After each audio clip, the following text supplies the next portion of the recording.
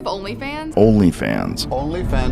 OnlyFans ने world wide porn stars के काफी स्ट्रगल्स को खत्म कर दिया। बट ये हुआ कैसे और OnlyFans ने ये किया कैसे, ये समझने के लिए हमें पहले देखना होगा कि पॉर्न इंडस्ट्री काम कैसे करती है। इसमें सबसे पहले आते हैं प्रोडक्शन कंपनीज जैसे browsers, digital playground, vixen etcetera. जो भी आप हाई क्वालिटी पॉर्न देखते हैं वो यही स्टूडियोज प्रोड्यूस करते हैं। इनके पास हाई बजट और प्रोफेशनल प्रोडक्शन अवेलेबल होती है। बेसिकली पॉर्न प्रोडक्शन में इन कंपनीज की मोनोपोली है और आज से पहले अगर किसी एस्पायरिंग पॉर्न स्टार को इस इंडस्ट्री में आना है और अच्छा पैसा कमाना है तो उन्हें इन्हीं प्रोडक्शन कंपनीज में एंटर होना पड़ता था और इसमें काफी बैरियर्स टू एंट्री होती थी। यूजुअली कोई एस्पायरिंग पॉर्न स्टार इतने बड़े प्रोडक्शन हाउसेज में जाकर डायरेक्टली ये नहीं कह सकता था कि मुझे अपनी फिल्म में ले लो। इंस्टेड एक हाई बजट पॉर्न में फीचर होना एक हाई बजट मूवी में फीचर होने जितना ही मुश्किल है। इन प्रोडक्शन हाउसेज में कास्टिंग के लिए आपके पास प्रोफेशनल फोटोशूट होना बहुत जरूरी होता था और प्रोफेशनल फोटोशूट्स बहुत ही एक्सपेंसिव होते हैं जिसके लिए यूजुअली ये लोग डेट लेते हैं। इसके बाद आपको चाहिए कोई जो आपको इन प्रोडक्शन हाउसेज के एग्जीक्यूटिव से इंट्रोड्यूस करवाए और इसके बीच में आते हैं एजेंट्स,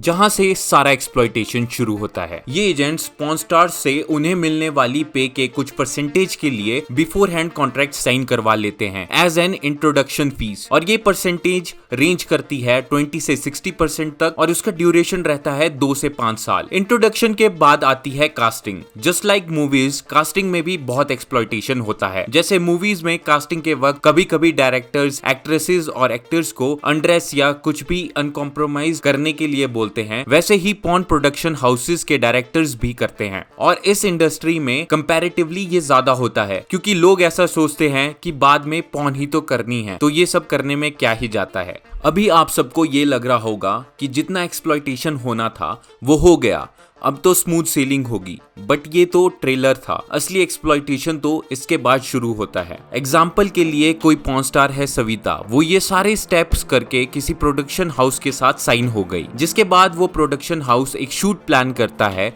सविता के साथ और मिड शूट कुछ सीन्स अनकंफर्टेबल और अनसेफ हो जाते हैं तो सविता के पास बहुत लिमिटेड कंट्रोल होता है इस वर्क एनवायरनमेंट का कि वो शूट बंद करवा पाए। 90% टाइम ये हुआ है कि परफॉर्मर्स को अनसेफ और अनकंफर्टेबल सिचुएशंस में शूट करना पड़ा है क्योंकि प्रोडक्शन हाउसेज ने उन्हें फोर्स किया है। जब भी कोई प्रोडक्शन हाउस शूट के लिए कोई सीन रेडी करता है तो उसमें बहुत पैसा, टाइम और एफर्ट्स लगते हैं और अगर शूट बीच में बंद हो तो प्रोडक्शन हाउस को बहुत लॉस होता है और अगर परफॉर्मर शूट बंद करे तो प्रोडक्शन हाउस उस परफॉर्मर की पे से अपने लॉसेस डिडक्ट करता है, जिसके डर से परफॉर्मर यूजुअली शूट कंप्लीट कर लेते हैं चाहे सिचुएशन कितनी ही अनसेफ हो या अनकंफर्टेबल। ज्यादातर मेन स्ट्रीम न्यूज और मीडिया में यही सुनने को मिलता है कि pay difference between man and women is very broad. ये दिखाया जाता है कि कैसे मेल को ज्यादा पैसा मिलता है in comparison to female for the same work और ये बात पॉर्न इंडस्ट्री में भी सच है, बट एक ट्विस्ट के साथ। यहाँ मेल को कम पैसा मिलता है as compare to female for the same shoot और पॉर्न स्टार्स के बीच में भी पे डिफरेंस होते हैं। ऑब्वियसली लाना रोड्स को ज्यादा पैसा दिया जाएगा compare to Chloe Temple for the same type of film. इस पे गैप की वजह से पॉर्न स्टार नीश मार्केट्स में वेंचर करते हैं जैसे BDSM and fetish content,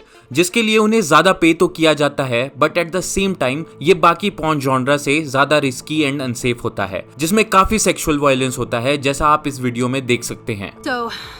The scene starts and right away it's just push, push, slap, slap, split, spit. This bomb of just physical abuse, you know, and I knew that going into that it was going to be like that, but I mean it was just sort of whoa, you know, it really took me off guard. OnlyFans ने इन problems को solve किया अपने subscription based platform से, जिसमें कोई भी as a creator और user join कर सकता है। OnlyFans में एज अ क्रिएटर ज्वाइन करने के लिए आपको अपनी eKYC करवानी पड़ती है, तभी आप एज अ क्रिएटर रजिस्टर होते हो और पेमेंट्स एक्सेप्ट कर सकते हो। OnlyFans ने कंटेंट क्रिएशन, कंटेंट मैनेजमेंट और कंटेंट डिस्ट्रीब्यूशन की पावर अपने प्लेटफॉर्म के थ्रू क्रिएटर को दे दी। एज ऑफ 2024 OnlyFans में 400 मिलियन रजिस्टर्ड यूजर्स हैं, जो कि यूएस की पॉपुलेशन से ऑलमोस्ट 100 मिलियन ज्यादा है, जिससे ओनली फैंस के क्रिएटर्स के पास एक मैसिव डिस्ट्रीब्यूशन नेटवर्क का एक्सेस होता है। इस तरह ओनली फैंस ने एक्सप्लॉयटेशन और मिडिल मैन कंट्रोल को एलिमिनेट किया। कन्वेंशनल पॉर्न में क्रिएटर्स को एक फ्रैक्शनल अमाउंट मिलता था उनके काम के लिए, वहीं ओनली फैंस के सब्सक्रिप्शन मॉडल के through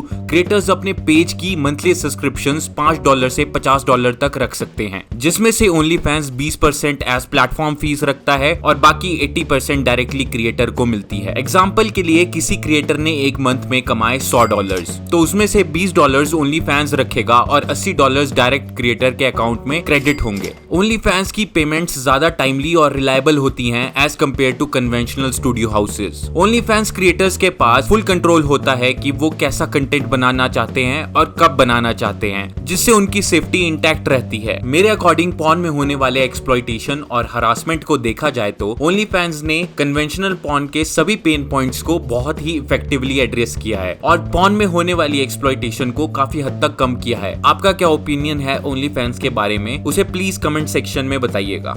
for such more videos on politics, power and money, please subscribe the channel and like the video.